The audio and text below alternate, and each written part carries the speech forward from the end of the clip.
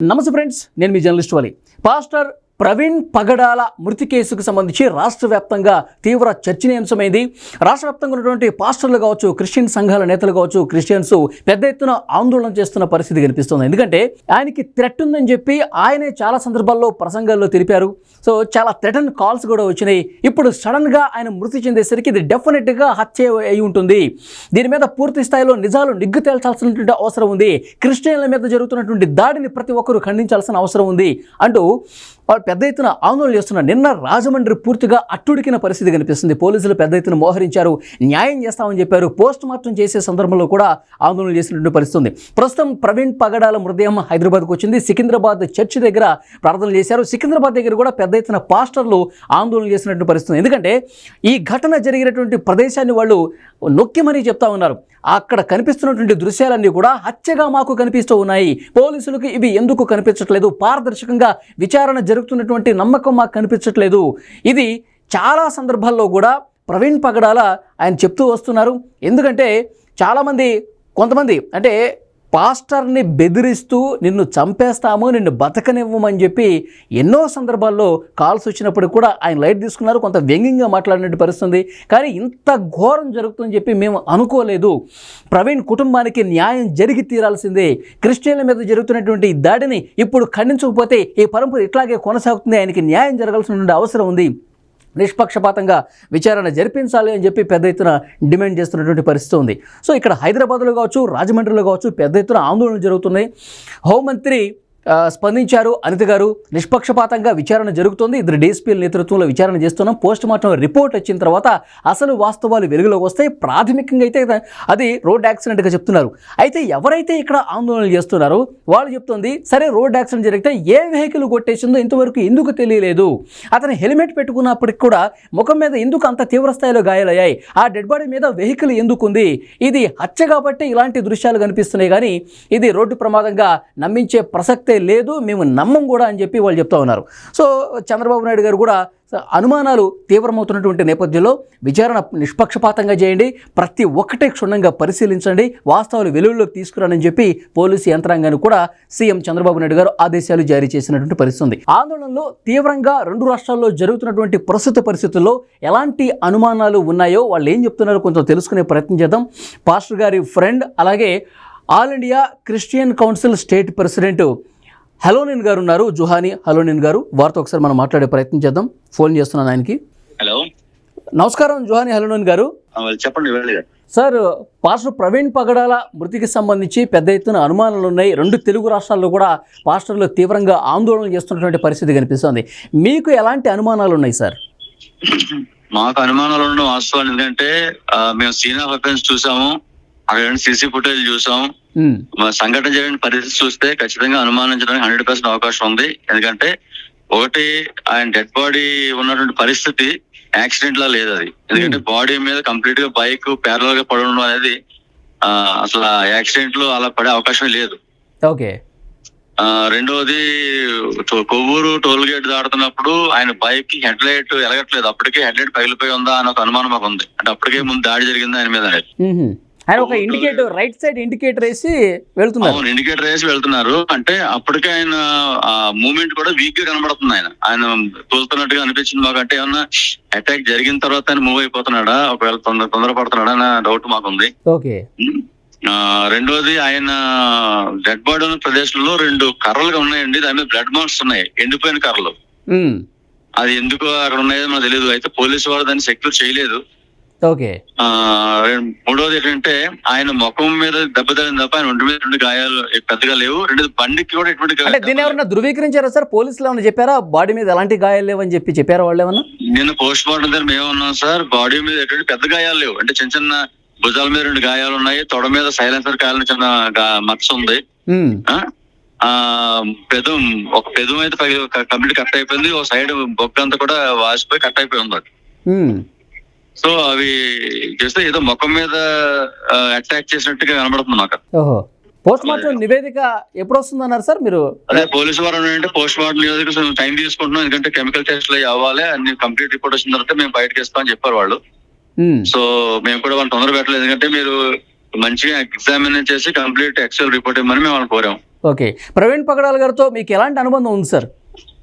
గతంలో నేను ఆయనతో ఒకసారి కలుసుకోవడం జరిగిందండి. లీడర్స్ ఫోన్ లో మాట్లాడుకునే అనుభవం మాకు ఉంది. వ్యక్తిగతంగా ఒకసారి కలిశాను. మీ క్రిస్టియన్ లీడర్స్ గా అంటే మీరు ఫోన్ లో మాట్లాడుకునే అంత చనువు ఉందని చెప్పేసి అంటున్నారు కాబట్టి అడుగుతున్నాను. ఎప్పుడన్నా ఫోన్ లో పర్సనల్ విషయాలు ఏమన్నా పంచుకునే పరిస్థితి ఏమైనా ఉందా? లేదు. ఎప్పుడు మేము క్రిస్టియన్ కమ్యూనిటీ గురించి మాట్లాడుకోవడం పర్సనల్ ఎప్పుడు మేము డిస్కస్ చేసుకోలేదు. ఓకే. అంటే చాలా వీడియోలు కనిపిస్తున్నాయి సార్, నాకు థ్రెట్ ఉంది, ప్రాణహాని ఉంది, నన్ను చంపకండి అని చెప్పి ఆయన ఎక్స్ వేదికగా కొన్ని ట్వీట్లు చేస్తారు. అంటే వాస్తవానికైనా ఈ ఇతర మత గ్రంథాల మీద ఆయన అధ్యయనం చేసిన తర్వాత వాళ్ళు వేసే ప్రశ్నలకి కొంతమంది ఎవరైనా కానీ బైబిల్ మీద దుర్భాషలు ఆడడం కానీ వ్యతిరేకంగా మాట్లాడితే వారి సమాధానం ఇచ్చే క్రమంలో వాటి గురించి మాట్లాడడం జరుగుతుంది.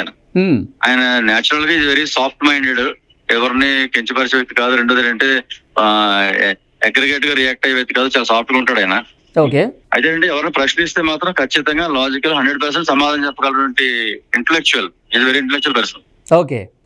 సో దాని మీద అంటే ఎవరిని అంటే అగ్రెసివ్ అవ్వకుండా ఎవరు ప్రశ్న అడిగినా సమాధానం చెప్పే తత్వం అయింది. అయితే ఆ సమాధానం ఎదుటి వాళ్ళు రుచించకపోవచ్చు, దాన్ని బట్టి కొంతమంది ఆయన మీద అంటే ఇటీవల కాలంలోనే చాలా బెదిరింపు కాల్స్ వచ్చాయి, నిన్ను చంపేస్తాము అది అని చెప్పి మాట్లాడిన పరిస్థితులు ఉన్నాయంటున్నారు సార్. మాకు తెలిసి ఏంటంటే ఒక ముస్లిం ఆయన ఒక ఆయన వీడియోలో మా మెసేజ్ పెట్టాడండి ఆయన. దాని మీద ఈయన రెస్పాండ్ అయ్యి ఆయన అంటే ముస్లిం గ్రంథం మీద మాట్లాడిన దాన్ని బట్టి ఆయన క్షమాపణ కూడా చెప్పాడు ఆన్లైన్ లోనే. ఓకే. ఆ క్రమంలో పెట్టాడు నన్ను ఏం చేయకండి అని. అది ఏంటంటే సర్కాస్టిక్ గా పెట్టినటువంటి మెసేజ్ తప్ప అది సీరియస్ అని మేము ఏమనుకోవట్లేదు వ్యక్తిగతంగా. అంటే మేము క్షమాపణ చెప్పాడు, అయిపోయిన తర్వాత దాన్ని విడిచిపెట్టండి, దాన్ని ఎక్కువ సీరియస్ తీసుకోవద్దు. నేను కూడా ఆయన వాళ్ళని అడిగినట్టు విధానం కనబడుతుంది అందులో. ఓకే. అయితే ఏంటంటే కొంత హిందూ మతత్వవాదుల నుంచి అయితే మాత్రం ఎక్కువ థ్రెట్ అయితే ఉందండి ఆయన. ఎందుకంటే ఎక్కువ వాళ్ళని ఎదుర్కొన్నాడు ఆయన ముస్లింస్ కంటే కూడా. Okay sir. ఇంకొకటి, కుటుంబ సభ్యులు కూడా తీవ్రమైనటువంటి ఆందోళనలో ఉన్నారు. వాళ్ళ కుటుంబ సభ్యులతో మీరు ఏమైనా మాట్లాడారా? ఈ ఇన్సిడెంట్ జరిగిన తర్వాత వాళ్ళ నుంచి వచ్చినటువంటి స్పందన ఏంటి? లేదు మాట్లాడలేదు. ఆయన వైఫ్ అయితే కొంచెం షాక్ లో ఉన్నారు, మాట్లాడే పరిస్థితి లేదని చెప్పారు కనుక మేము టచ్ చేయలేదు.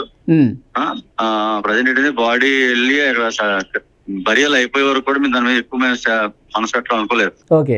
అంటే రెండు తెలుగు రాష్ట్రాల్లో కూడా పాస్టర్లు తీవ్ర ఆందోళన చేస్తున్నారు సార్. ఇక్కడ సికింద్రాబాద్ లో కూడా చాలా వరి అవుతున్నారు. ఎందుకంటే ఇదే వరవాడు కనుక ముందుకెళ్తే చాలా మంది క్రైస్తవ నాయకులు ప్రమాదం ఉన్నట్టుగా అనిపిస్తుంది మాకు. అలా కనుక ఆ పరిస్థితి రాకుండా ప్రభుత్వం వారు చర్య తీసుకోవాలి, పోలీసు వారు చర్య తీసుకోవాలి.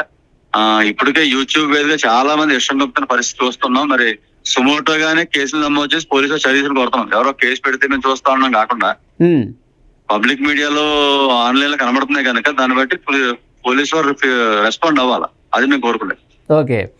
ముఖ్యమంత్రి గారు స్పందించారు, హోంమంత్రి గారు స్పందించారు సార్. అంటే నిష్పక్షపాతంగా విచారణ చేస్తాము, ఇద్దరు డిఎస్పీలతో విచారణ దర్యాప్తు కమిటీని కూడా ఏర్పాటు చేశారు. ఏమనిపిస్తుంది ప్రభుత్వం తీసుకున్న చర్యల పట్ల, ఏమంటారు మీరు? ప్రస్తుతానికి అయితే పోలీసు వారు సహకారం చేస్తున్నారని వాళ్ళ పద్ధతి మంచిగా అనిపించింది మాకు. ప్రభుత్వం కూడా మంచిగా రెస్పాండ్ అయ్యారనుకుంటున్నాం. అయితే ఇన్వెస్టిగేషన్ లో ఎటువంటి పక్షపాతం లేకుండా చేయాలని మేము కోరుతున్నాం.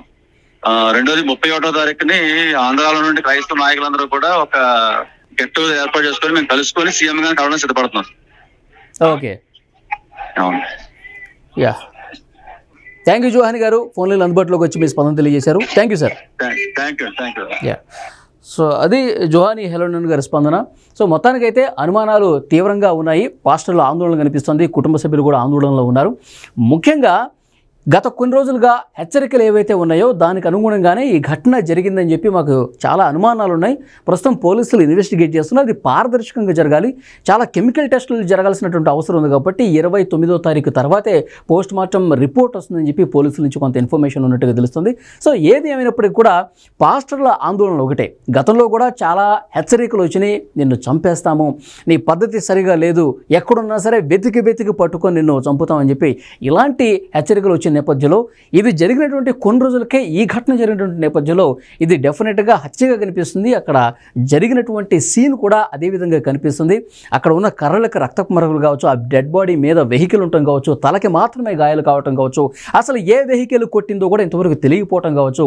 అతను ఏదైతే సీసీ ఫుటేజ్లో బండి తీసుకుని వస్తున్నప్పుడు హెడ్లైట్ పోవటం, రైట్ ఇండికేటర్ కనిపించడం, ఆ టైంలో ఆయన బండి తోలేటప్పుడు వీక్గా కనిపించడం, అంతకుముందే ఒక్కసారి ఏమైనా దాడి జరిగిందా కాబట్టి ఈయన వీక్గా కనిపించాడా ఆ సీసీ ఫుటేజ్లో, సో ఇంకా వెంబడిస్తూ ఉన్నారా, ఆ భయాందోళనలో ఆయన ఏమైనా ఉన్నాడా, సో దీని మీద చాలా అనుమానాలు పాస్టర్లు వ్యక్తం చేస్తున్నటువంటి పరిస్థితి కనిపిస్తుంది.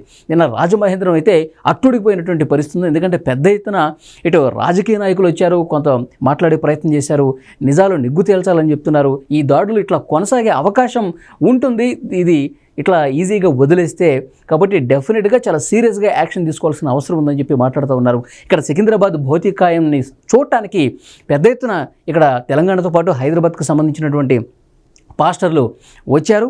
దాంతోపాటు క్రిస్టియన్ సంఘాల నేతలు కూడా పెద్ద ఎత్తున వచ్చి అంతిమయాత్రలో పాల్గొంటున్నారు. సో ఓవరాల్గా చూసుకుంటే ప్రవీణ్ పగడాల పాస్టర్ మృతికి సంబంధించి 2 తెలుగు రాష్ట్రాలు కూడా ఒక్కసారిగా షాక్కు గురై తీవ్రంగా ఆందోళన చేస్తున్నటువంటి పరిస్థితి కనిపిస్తుంది. పోస్ట్ మార్టం రిపోర్ట్ వచ్చిన తర్వాత నిజాలు వెలుగులోకి వస్తాయి కాబట్టి అప్పటి వరకు కొంత సంయమనం పాటించండి అని చెప్పి ప్రభుత్వం నుంచి, పోలీసుల నుంచి కూడా సూచనలు కనిపిస్తున్నటువంటి నేపథ్యంలో ఆ పోస్ట్ మార్టం రిపోర్ట్లో ఏముంటుంది అన్నది కూడా చూడాల్సిన అవసరం కనిపిస్తోంది. సో చూద్దాం, పోస్ట్ మార్టం రిపోర్ట్ తర్వాత మళ్ళొకసారి మనం దీని మీద చర్చించే ప్రయత్నం చేద్దాం.